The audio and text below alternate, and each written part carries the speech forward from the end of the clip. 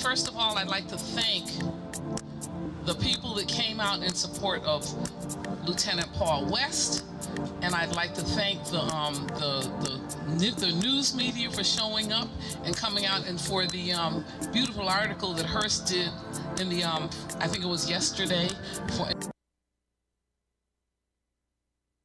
I'd like to ask anyone, I'd like the maybe the members of the organizations that are here to come forward and just introduce yourself and make a brief statement.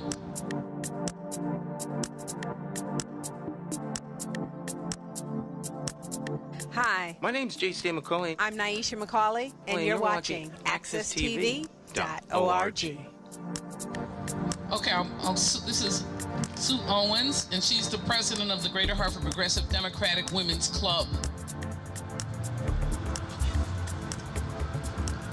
Good afternoon. The Greater Hartford Progressive Democratic Women's Club, we stand behind Lieutenant Paul West 100%.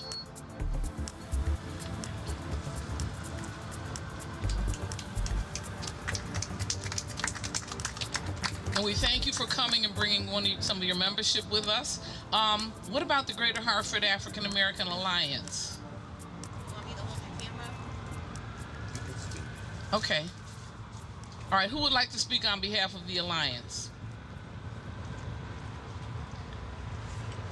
Okay, well, I will say that the Greater Hartford African American Alliance is a coalition of organizations that throughout the Greater Hartford region, and that as an alliance of which I'm a member of, we have taken a stand in strong support of Paul West as the next chief of police for the city of Hartford. We've taken that for the last 4 years, I believe. We've restated that fact and our support of why Paul West should be the person that's in charge of the Hartford Police Department. I'd like to see if there are any other members here or any other individuals that would like to come forward. I believe that there was a member from Mount Olive Church, Miss Sarah, and she had some comments. And Miss Sarah, you can take your time and speak as long as you want, because everybody else kind of kept it down to a minute. Thank you. Hold on, he's going to adjust it.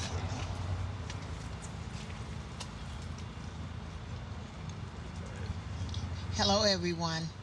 I was just so taken back just to hear this, and was reading it to know that Mr. West has worked so hard. You know how we work hard to get where we're going. So, because I'm from Alabama, and I know how hard it is to get a position. When I read all of this, I didn't know an interim person could fire a person I thought would be the mayor of Hartford. I looked it up, and the mayor of Hartford is over the police department. So when we were looking into Mr. Throney, the mayor was right there for him. So I just didn't know that he could come in and fire someone like this man that's going to take his job. So an interim mean, if he doesn't know this, it's someone that's crossing their fingers hoping that they'll get the job. So it's not someone that can fire someone else and they get a job, because I understand that they even went out and had advertising for someone else to come in. He doesn't know whether he's going to get the job. But I was just really hurt over that, because Mr. West is a very nice man, young man, take care of his mother, take care of his father, and I'm so glad that I'm here to support him.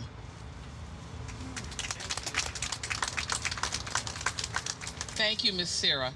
All right, Evilise. Oh, Miss Sarah, can you give your last name? Lipscomb. Lipscomb. You spell that? L-I-S is in Sam, P is in Peter, C-O-M is in Mary, E is in English. L-I-S-P-C-O-M-E. No, E is in English. E is in English. Okay. All right. Thank you.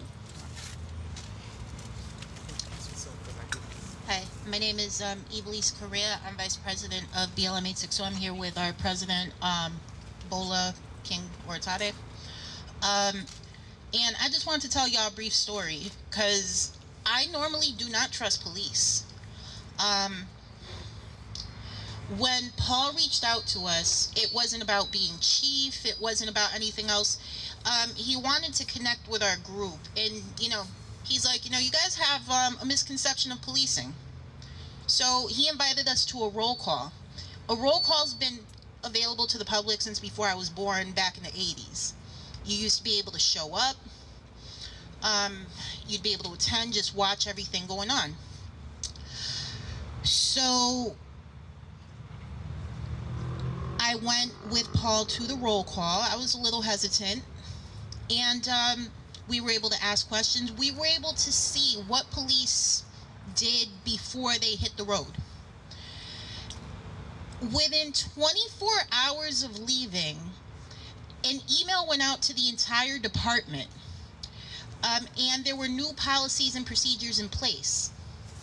So after we left, about 3 months ago, you no longer could attend roll call as a member of the public unless you cleared it with every commanding officer, including the chief. Now, this is in stark contrast to what happened in 2020. So in 2020, Paul had filed a lawsuit for racial discrimination, and the Deadpool scandal occurred. And that's when a Hartford police officer, who's still employed, sent out a text message taking wagers on where the first murder of 2020 would occur. And at that time, 2 former board members were invited to a roll call and to a Christmas event. So I guess when they needed the publicity, when, the Black Lives Matter thing was still going on strong, Black Lives Matter protesters attending roll call was okay. But when Paul did it, because he wanted to build relationships with the community, within 24 hours, an email went out changing the entire department policy. However, Paul did not receive that email. And that's when I began to Google this guy. And I noticed that while Andrew Rodney's suspension was reduced down from 35 days to 10 days, Paul is getting terminated for being a whistleblower. And that's absolutely horrifying. The city's first and last LGBTQ liaison, a Latina police officer, someone from the community, was sexually harassed during a recruiting event in Bridgeport, Connecticut. And her harasser only received a 10-day suspension. He got his 25 days of back pay. Meanwhile, Paul is terminated 6 years later for that event. And who decides to terminate him? The guy who's going for the same job as him. They're both going for the role of police chief. So it's weird that someone who's applying to the same job as you is able to make decisions about your employment and will bring up incidents that happened 6 years ago. Just me, I don't know, it's kind of strange. So for someone who's gone up against a thin blue line, someone who's tried to build community, someone who has tried to stand up for what's right, I don't support the current system of policing, but they're going to name a chief. I want the guy who's going to call out dirty cops. I want the guy who says, let's reach out to the community no matter who it is. The guy who goes to Mount Olive Church and says, we need to bring back community patrols so that you meet police officers under good circumstances. So I don't know what to be more horrified about: the racism that Paul experienced, the fact that a black officer who was fired for retaliation and labor violations was brought in from Massachusetts. So he had been out of policing for years. His contract was terminated for similar behavior over in Massachusetts. So we bring him here to Connecticut, to Hartford, when things need to be smoothed over. So had Paul never filed that lawsuit, had Deadpool not occurred, I don't think Kenny Howell would be an interim chief right now. But you know, you got a black friend. That's, I guess, how HPD wanted to frame it. They've got a black friend now.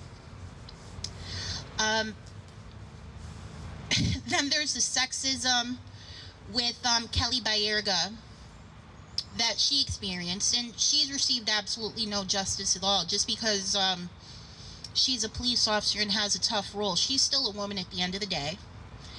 And then the fact that she was openly lesbian and was attempting to build bridges with the LGBT community, and her whistleblower was terminated from his job. So I do hope that the mayor does something. I know this is fresh into his administration, but this is happening now, and something needs to be done now. And this is going to leave a blemish on his budding administration if he doesn't take action and reinstate Paul West immediately. Thank you. I don't really got nothing to say. I just Introduce yourself. yeah, I'm King, aka Bola Oritaria from Black Lives Matter 860, the president. I've been, you know, and on the sidelines just watching, and I'm just not happy about the decision that was made for Paul West, because he's a great guy in the short period of time that I've been around him, and all the great things I've been hearing about him through community and other bases. I believe he should be the chief, and we need to make some differences and get this guy back his job and all his benefits back.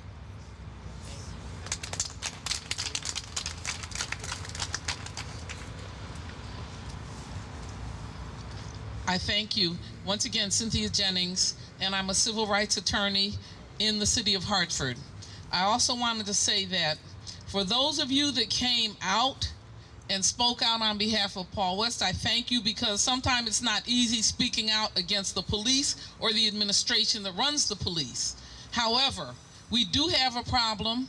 I was just going to piggyback a little bit on what Evelise had talked about, and that is that Paul West, in I think it was 2018, filed a sexual harassment complaint on behalf of a subordinate female Latino officer, and they went forward, and the next thing you know, Paul West was being retaliated against, harassed, and being blocked out of everything that he could be blocked out of.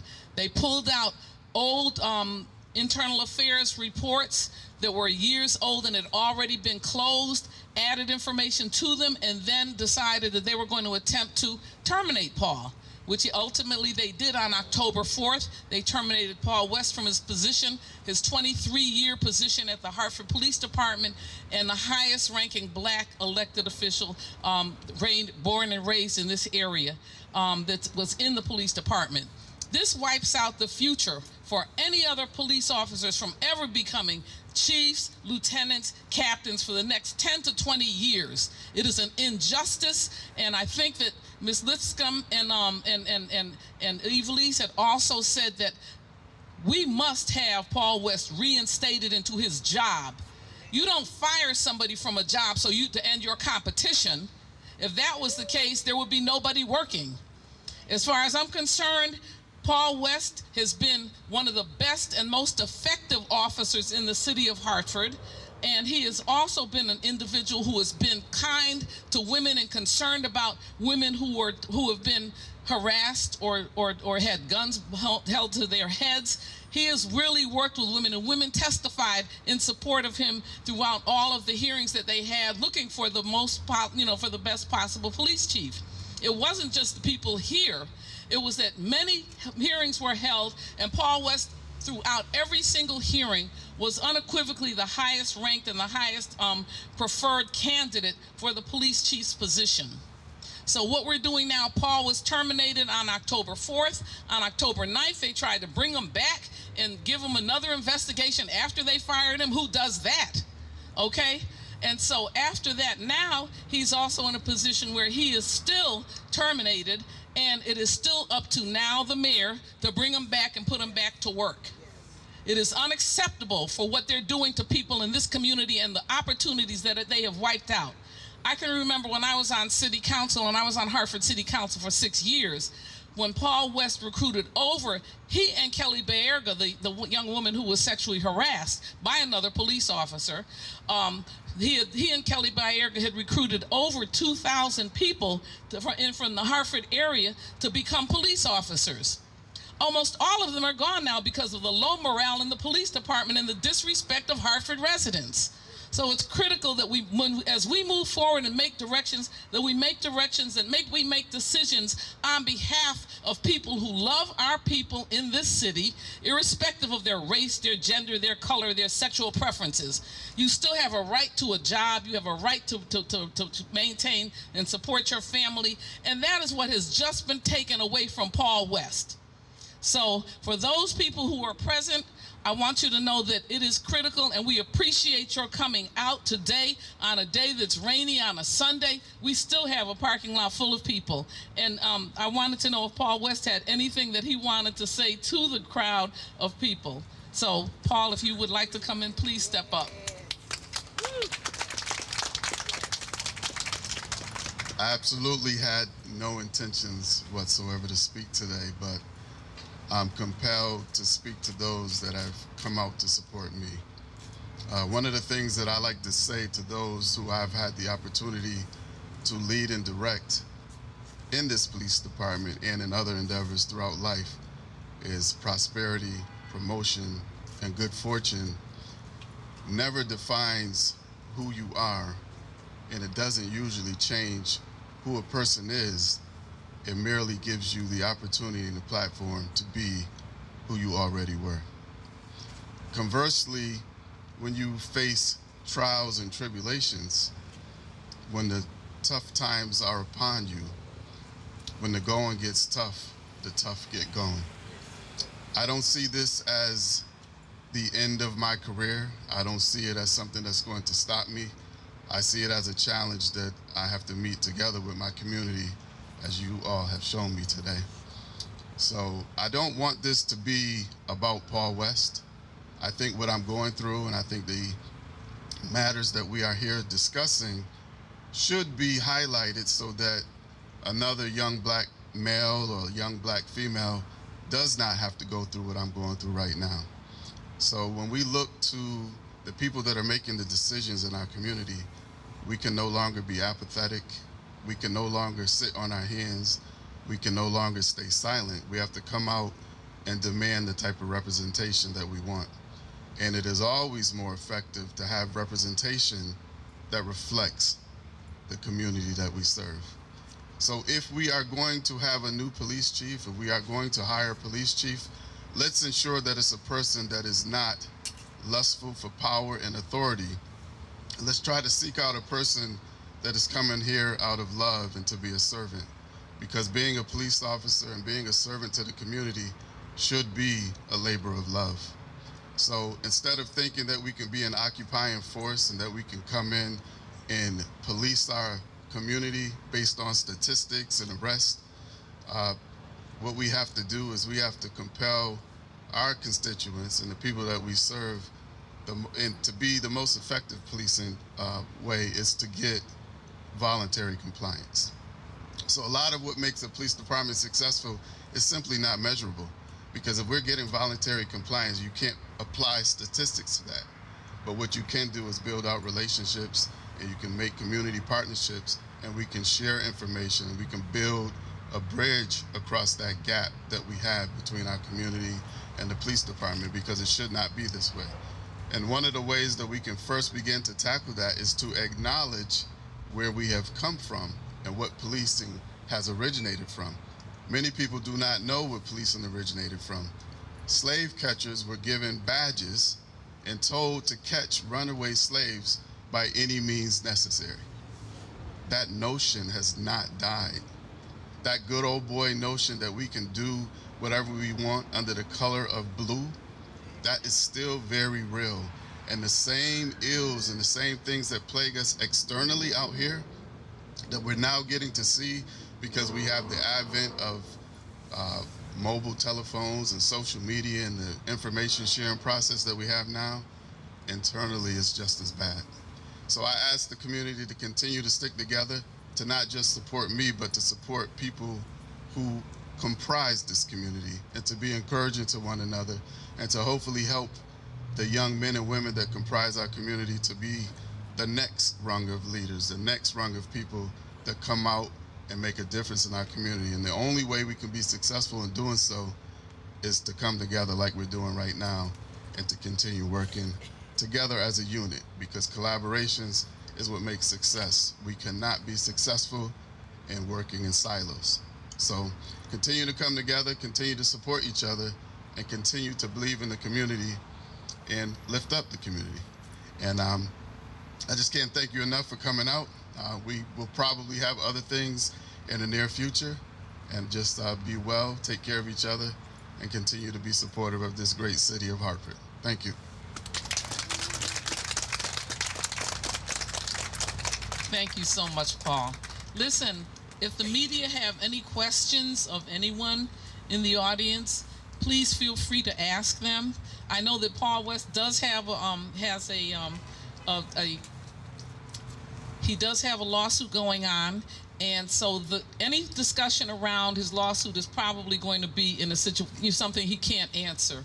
But anything else is open game and fair game. Yes. Okay, this is a discrimination and retaliation lawsuit, and now a termination lawsuit because he's been wrongfully terminated. So those are the issues around what he's, the things that he's been facing. He's also been facing the being cut off from being able to apply for the lieutenant's exam by being placed on leave. I'm sorry. No, I'm sorry, the captain's exam. He was a lieutenant. I'm sorry, thank you for correcting me. The captain's exam. And then now he was terminated the day before they put out the posting for the police chief position, so that I believe they think that that's going to stop him from applying for the police job. But nothing in writing anywhere that we found prohibits him from applying for that job.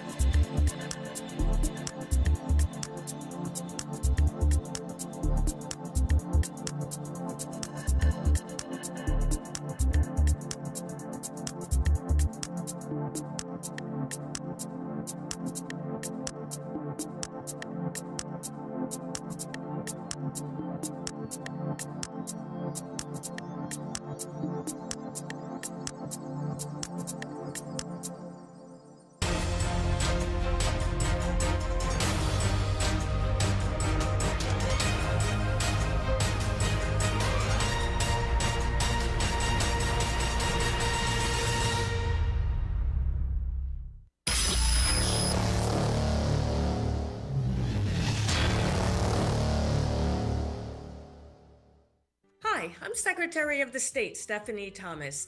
Did you know this is a historic election year? Sure, we'll be voting for president, but for the first time ever in Connecticut, we have early voting. Under the new law, you'll be able to vote in person for 14 days before Election Day. You can have your say, your day, including nights and weekends. But there's more for us to do after the election because our policies are not written on Election Day. Whether it's working for election reform, sharing your policy ideas with the legislature, or choosing candidates, the power is with the people. And until we all believe this, it's very easy to feel like our votes don't matter. So please make your voice heard in every election. And then remember, our civic obligations don't end once we cast our ballots. We need to continue our civic engagement every day of the year. And if you don't know where to begin, we've got you covered. Visit our website at civics101.ct.gov for information about early voting and how to stay civically engaged all year long. The power is in your hands, and I can't wait to see how you use it.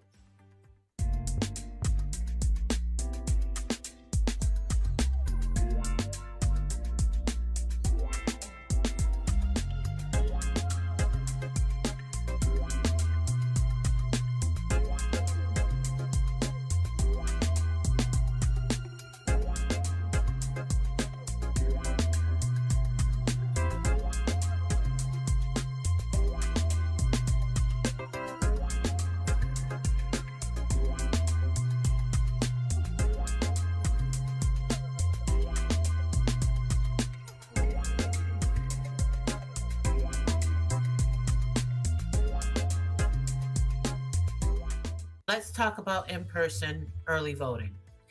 Early voting is a new option in our state starting in 2024. Using it will look and feel a lot like voting in person on election day, but you may need to go to a different location than your usual polling place.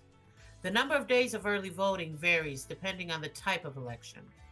Primary elections generally have fewer days of early voting.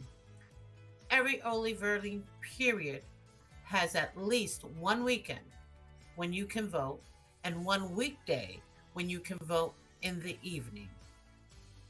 When you arrive at the early voting location, you will check in and be verified as an eligible voter. You will receive your ballot with an envelope and be directed to a private space. You will seal your complete ballot inside the envelope and place it in a receptacle. Envelopes will remain unopened until Election Day, when they will be counted with other ballots.